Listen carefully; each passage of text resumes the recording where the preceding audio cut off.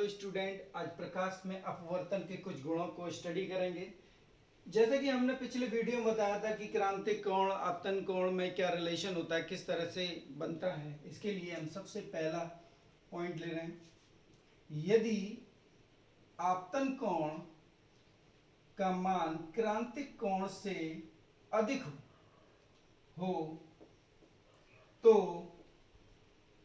इस टाइप का जो अपवर्तन होता है, इस टाइप का जो परावर्तन होता है वो पूर्ण आंतरिक परावर्तन शो करता है। हो तो इस प्रकार के परावर्तन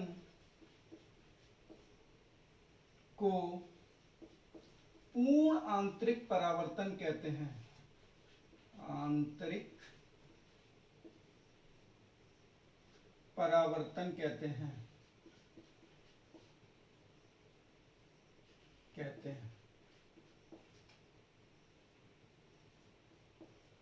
ओके।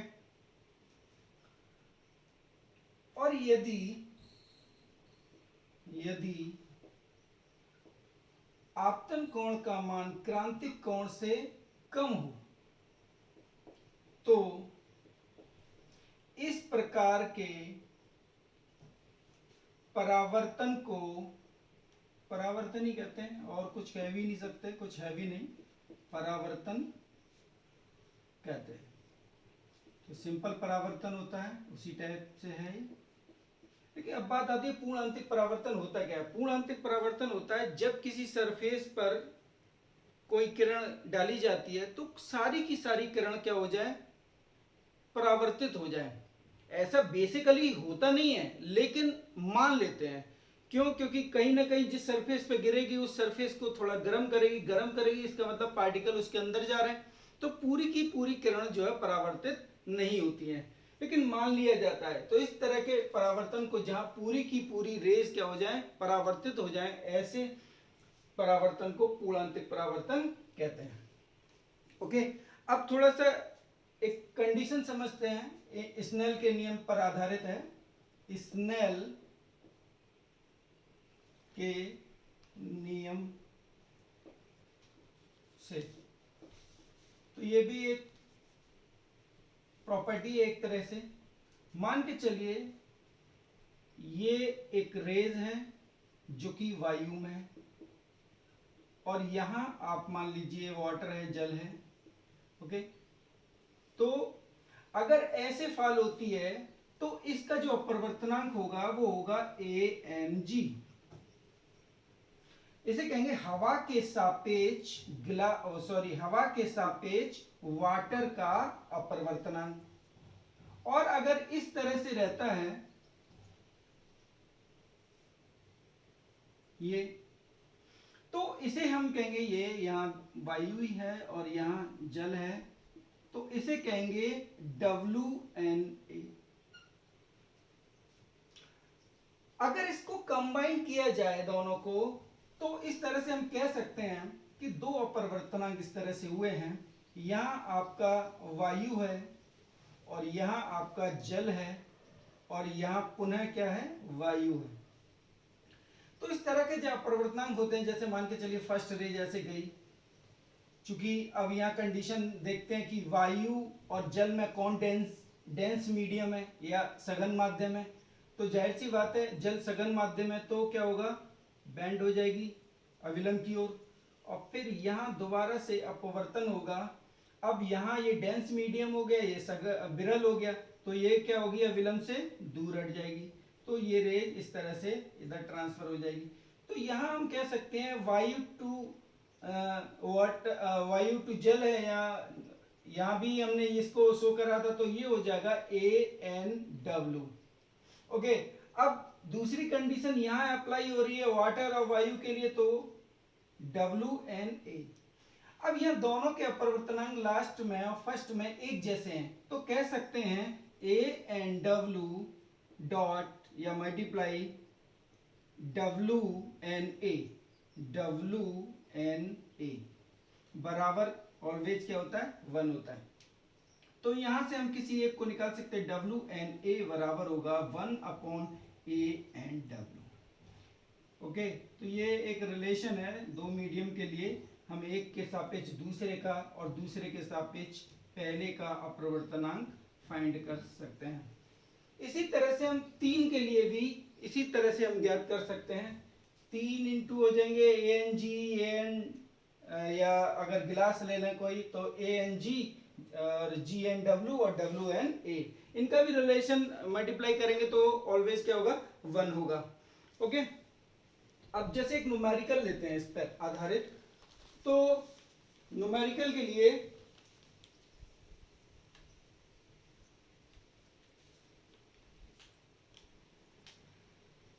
जैसे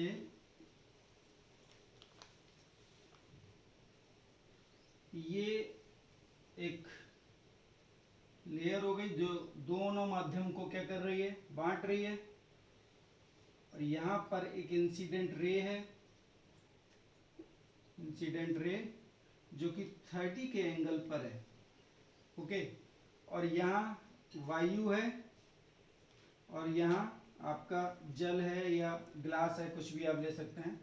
तो यहाँ ये जल डेंस होता है वायु के अपेक्षा, तो इसको जाना चाहिए था इधर, लेकिन बैंड हो रही है वो किधर, इधर। तो ये रे, तो इसके द्वारा जो एंगल बनेगा वो आर है। ओके, तो हमारे पास इसके लिए ये कंडीशन भी है, इससे भी निकाल सकते हैं, लेकिन हमारे पास n की जरूरत पड़ेगी दोनों के लिए। अगर मान के चलिए दोनों के लिए n जो है, एक का दिया है 4/3 दिया है और दूसरे का दिया है 2/3। ओके, तो हम इसे कैसे निकालेंगे, तो हम स्नेल का नियम लगाते हैं, तो क्या हो जाएगा, sine i upon sine r बराबर μ1 अपॉन μ2। तो ये हो जाएगा, अगर इसको n के सापेक्ष लेंगे तो म्यू के लिए अलग अलग मैंने अपरिवर्तनांक दिखाने के लिए ऐसा करा है, ये तो 1 and 2 भी कर सकते हैं। ठीक है, तो यहाँ क्रॉस मल्टीप्लाई जब आप करेंगे तो क्या आएगा, साइन आई इंटू μ2 बराबर साइन आर इंटू μ1। तो इस तरह से हम इनके रिलेशन को या सॉल्व कर सकते हैं, और यहाँ हम जब वैल्यू इसकी लगाएंगे तो क्या आएगा, साइन 30, और क्योंकि दोनों के जो अपरिवर्तनांक है, अपरिवर्तनांक और साइन का रिलेशन जो है स्नेल के लॉ के अनुसार क्या होता है, रेसिप्रोकल होता है। तो यहाँ ये 2 आएगा और ये 1 आएगा। ओके, तो ये 1 हो जाएगा, ये 2 हो जाएगा। तो इस तरह से जब हम μ1 का मान लगाएंगे, μ1 का कितना 4/3 हो जाएगा, और साइन आर आपको निकालना है, और μ2 कितना दे रखा है, 2/3 दे रखा है। इससे ये कैंसिल हो जाएगा, साइन 30 की वैल्यू 1/2 इंटू 4 2 बराबर साइन आर। तो यहाँ आ जाएगा साइन आर की वैल्यू हमें निकालनी है, तो 2/2 कितना आ जाएगा, 1। तो साइन में 1 किसकी वैल्यू होती है, साइन आर बराबर साइन 1 किसकी वैल्यू होती है, 90 की। तो आर बराबर क्या होगा, 90 आ जाएगा। 4/3 2/3, 3 से 3 कैंसिल हो गया। ओके, 1/2 लगा देंगे, 2r। ओके, ये 2 डिवाइड। ओके, ठीक है। तो इस तरह से हम कुछ प्रॉब्लमों को इसी मेथड से करने की आपको जरूरत पड़ेगी, तो इसीलिए नियम को अच्छी तरह से समझ लीजिए। तो हम क्या करेंगे, अब बेसिक इनकी जो छोटी छोटी और प्रॉपर्टियां हैं उनको समझेंगे। तो इसके लिए आप ये जो थॉट था, इसके लिए आप ना अपने से क्वेश्चन किताब में भी मिल जाएंगे, या अपने से बनाकर भी आप न्यूमेरिकल इनको सॉल्व करते रहिए। ठीक है, आगे हम कुछ अलग प्रॉपर्टियों पे बात करते हैं।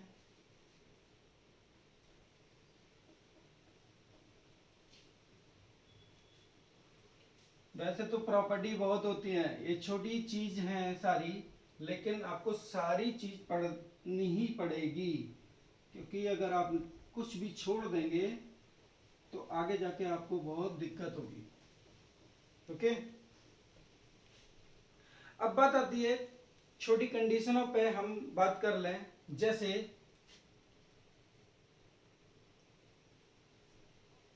फर्स्ट, वायु के सापेक्ष या वायु तथा वाटर के लिए, जल के लिए, ठीक है, जल के लिए जो क्रांतिक कोण है के लिए क्रांतिक कोण वायु तथा जल के लिए जो क्रांतिक कोण होता है वो होता है 49 डिग्री। Okay, 49 degree. इसी तरह से जल और ग्लास के लिए, तो जल तथा कांच के लिए, कांच के लिए जो क्रांतिक कोण है वो होता है 42। ओके, 42।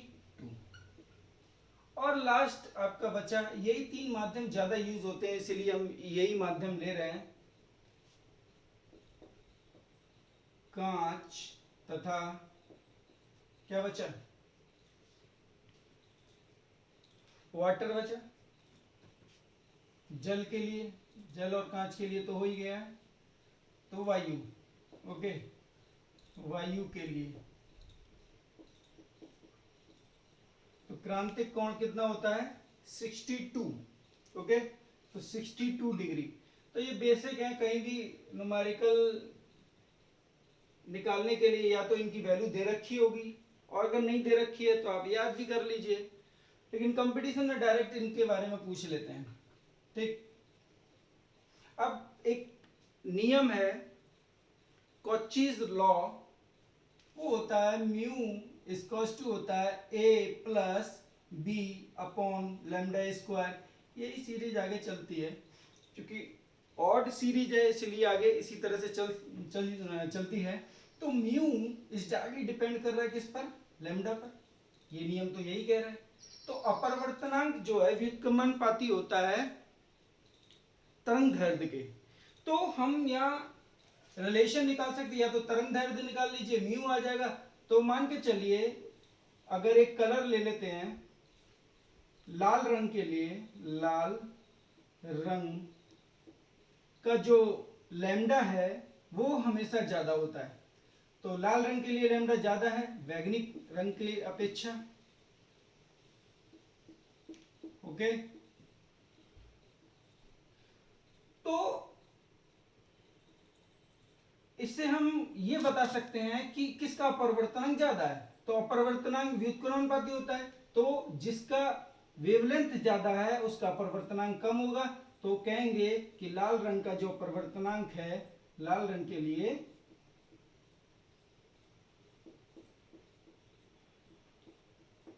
वो कम होता है बैंगनी रंग के लिए, बैंगनी रंग के अपवर्तनांक के लिए। ओके, तो ये इंपॉर्टेंट पॉइंट है। अभी जब अपवर्तन होता है तो क्या होता है, एक रेस एक माध्यम से दूसरे माध्यम में जाती है। जब ऐसा होता है तो क्या होता है, प्रकाश की वेवलेंथ, जो भी रंग है, डिफरेंट डिफरेंट रंगों की जो वेवलेंथ होती है वो डिफरेंट होती है, वेवलेंथ डिफरेंट होती है, तो डिफरेंट चाल होती है। तो क्या क्या बदलता है, या इसका वेवलेंथ बदल जाता है, वेलोसिटी बदल जाता है, और इंटेंसिटी बदल जाता है। तो यहां लिख देते हैं इसको, जब प्रकाश की किरण एक माध्यम से दूसरे माध्यम में जाती है तो क्या बदल जाता है, तरंग दैर्ध्य, तरंग दैर्ध्य। दूसरा वेग, तीसरा तीव्रता, ये सारी चीजें बदल जाती हैं।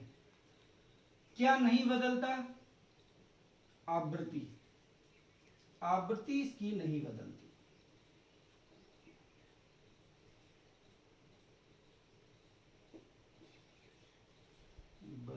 होती है, और जबकि ये सारी चीजें क्या होती हैं, बदल जाती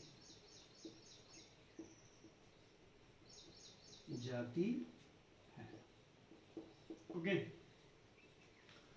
तो इसका जो रिलेशन है, वैसे इन्हीं का रिलेशन का आधार अगर बना दे स्नेल नियम से, sine i upon sine r, तो एक मीडियम ये हो गया। तो इस मीडियम में मान के चलिए लाइट की चाल क्या है, v1 है, और दूसरे मीडियम में क्या होगी, v2 होगी। और v बराबर n लैम्डा होता है, तो लैम्डा 1 अपॉन लैम्डा 2 हो जाएगा। ये किसके बराबर होता है, म्यू के बराबर होता है। तो इस तरह से हम किसी भी कंडीशन को फाइंड आउट कर सकते हैं। अगर यहां एनर्जी की बात करें,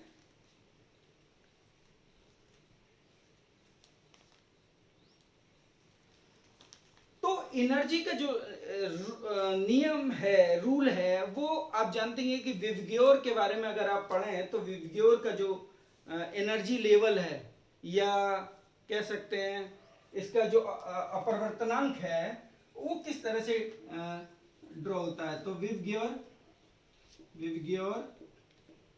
विवग्योर में जो अपवर्तनांक है वो इस तरह से बढ़ता है।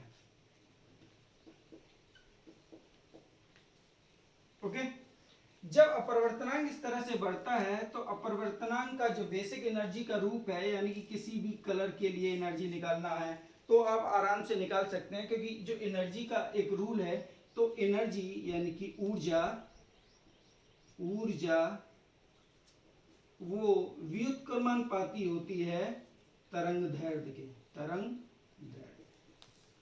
तो किसी के लिए आपके पास अगर वेवलेंथ है तो ऊर्जा निकाल सकते हैं, और अपवर्तनांक है तब भी आप ऊर्जा निकाल सकते हैं। जबकि निर्वात के अंदर जो प्रकाश की चाल है वो फिक्स है। निर्वात में प्रकाश की चाल c बराबर 3 इंटू 10 की पावर 8 होता है। और म्यू का जो रिलेशन है लाइट वेलोसिटी से, वो c अपॉन v है। v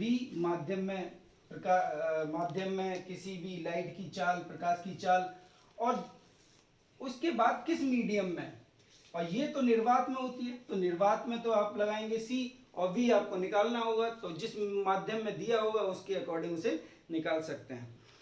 तो ये सारे पॉइंटों को आप अच्छे से स्टडी कर लीजिए, क्योंकि अपवर्तन के बहुत सारे नियम हैं, और जो एक्स्ट्रा जो कहते हैं कि इमेज बनाना, प्रैक्टिकली रूप में उसे समझना, तो उसको हम अगले वीडियो में बारी बारी से आपको समझाएंगे। आप हर वीडियो देखते रहिए, और वीडियो आपको मिल जाए उसके लिए आप सब्सक्राइब जरूर कर दीजिए, जिससे कि जब हम वीडियो अपलोड करें तो वो वीडियो आप तक जल्दी से जल्दी पहुंचे। Thank you.